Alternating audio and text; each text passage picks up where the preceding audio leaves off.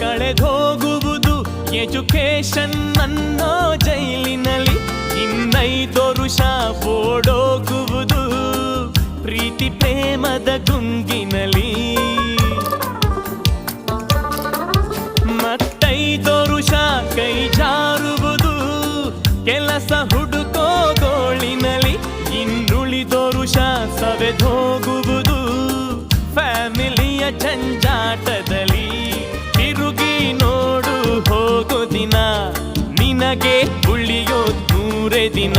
ಈ ಸತ್ಯ ನಿನಗೆ ತಿಳಿಯೋ ದಿನ ನೀ ಕಟ್ಟುವೆ ಗಂಟು ಮೂಟೇನಾ. I don't say nonsense.